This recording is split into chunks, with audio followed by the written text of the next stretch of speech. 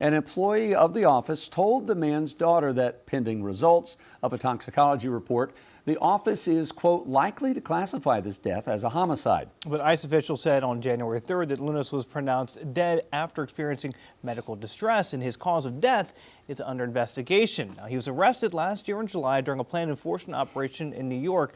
ICE says he entered the U.S. in 1996 and had been charged with and convicted of multiple crimes, including sexual contact with a child in 2003. An immigration judge ordered Lunas to be removed from the U.S. on March 1st of 2005. All right, however, he was not removed because the government couldn't obtain travel documents.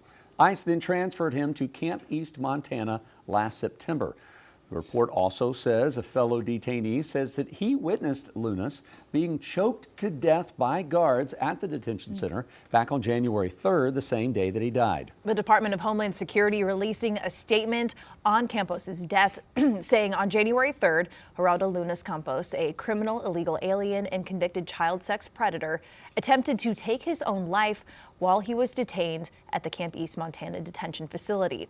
The security staff immediately intervened to save his life. Campos violently resisted the security staff and continued to attempt to take his life. During the ensuing struggle, Campos stopped breathing and lost consciousness. Medical staff was immediately called and responded. After repeated attempts to resuscitate him, EMTs declared him deceased on the scene, end quote. All right, so we have a lot to break down here. That's why I want to bring back in our chief legal analyst, Khalif Khalif. Obviously, the government releasing some statements there that he was trying to take his own life. They tried to intervene. What is this going to look like in terms of what materials investigators and prosecutors are going to be looking for if this ends up being charges, or for Lunas's family if they try to file anything? This is a tale of two cities. That's the way I would look at this. So you have with the reports that Annie just read, talking about him attempting to take his life and them trying to save him. But when you talk to witnesses and look at what witnesses said happened there, they said they saw 5 guards choking the man as he struggled after he resisted going into the segregation unit because he didn't have his medication. And so the choking in the 5 guards would point to what the medical examiner's preliminary cause of death was asphyxia due to neck and chest compressions. And so really you just got to see what the tape says. You got to see what the record reports show. And if they point to choking as the cause of death, which typically asphyxia is connected to choking, right, then yes, you'd have that. And so what I can tell you is on the criminal side, you can have homicide charges, which could be murder, manslaughter. On the civil side, you can have wrongful death. There is a number of different ways that this can go, but it's going to be a investigation nonetheless. What type, Khalif, of accountability and oversight do some of these secret facilities around the country have? I mean, there's still oversight. I mean, no one is above the law. Let me start with that part. And so for sure, the oversight is going to be internally from the federal government Department of Justice.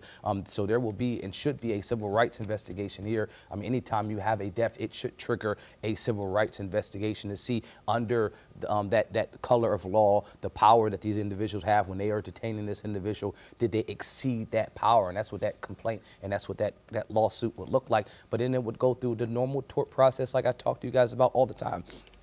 Duty, breach, causation, and damages. Death being the worst type of damages that you can have. And so if you're going through the process and looking at the facts that we have, I mean, it's too short right now and too soon to say exactly which way this will go. But I mean, you would look at the most recent history at this location as well.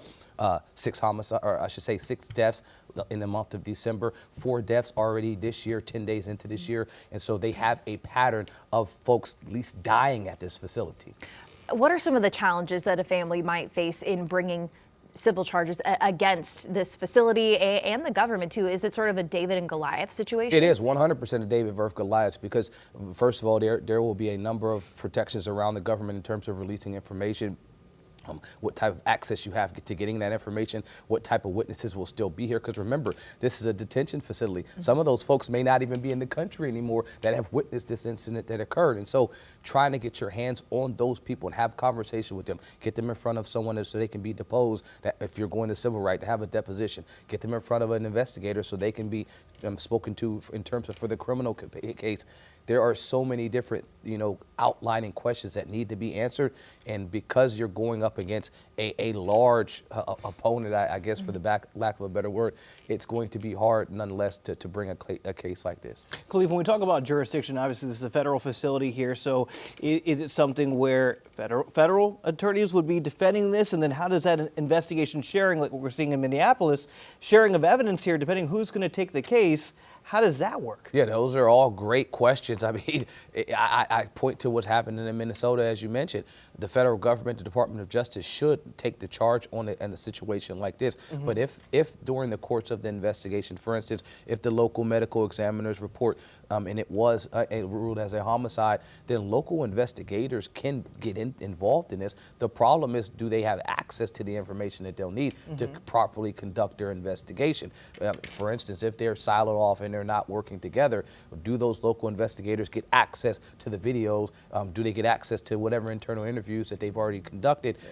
Do they have access to the paperwork and documentation that they would need to just do a normal homicide investigation? And if the answer is no, then it would be hard to go forward with doing any type of criminal prosecution on the state level if you're not getting cooperation on the federal level. All right, Khalif, thanks. Appreciate that. Another topic coming up next hour with him. Queen City News Plus. Just search Queen City News on your smart TV's app store.